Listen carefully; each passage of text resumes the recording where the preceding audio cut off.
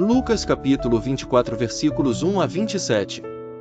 E no primeiro dia da semana, muito de madrugada, foram elas ao sepulcro, levando as especiarias que tinham preparado, e algumas outras com elas. E acharam a pedra revolvida do sepulcro. E, entrando, não acharam o corpo do Senhor Jesus. E aconteceu que, estando elas muito perplexas a esse respeito, eis que pararam junto delas dois homens, com vestes resplandecentes. E, estando elas muito atemorizadas, e abaixando o rosto para o chão, eles lhes disseram: Por que buscais o vivente entre os mortos? Não está aqui, mas ressuscitou.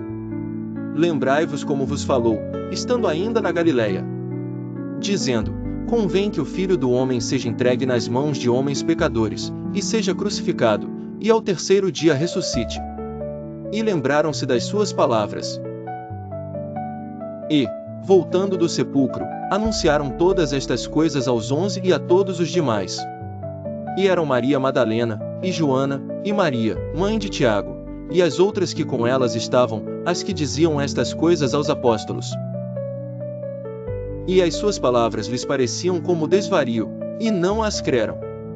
Porém, levantando-se Pedro, correu ao sepulcro e, abaixando-se, viu os lençóis postos sós, e retirou-se, maravilhado consigo mesmo do ocorrido. E eis que no mesmo dia iam dois deles para uma aldeia, que distava de Jerusalém 60 estádios, cujo nome era Emaús.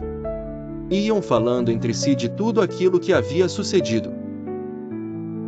E aconteceu que, indo eles falando entre si, e fazendo perguntas um ao outro, o mesmo Jesus se aproximou, e ia com eles.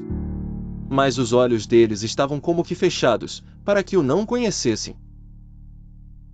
E ele lhes disse: Que palavras são essas que, caminhando, trocais entre vós, e por que estáis tristes? E, respondendo um, cujo nome era Cleopas, disse-lhe: És tu só peregrino em Jerusalém, e não sabes as coisas que nela têm sucedido nestes dias? E ele lhes perguntou: Quais?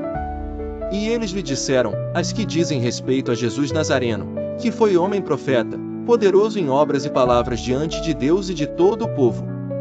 E como os principais sacerdotes e os nossos príncipes o entregaram à condenação de morte, e o crucificaram.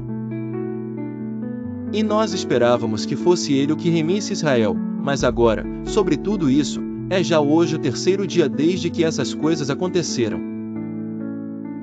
É verdade que também algumas mulheres dentre nós nos maravilharam, as quais de madrugada foram ao sepulcro. E, não achando seu corpo, voltaram, dizendo que também tinham visto uma visão de anjos, que dizem que ele vive.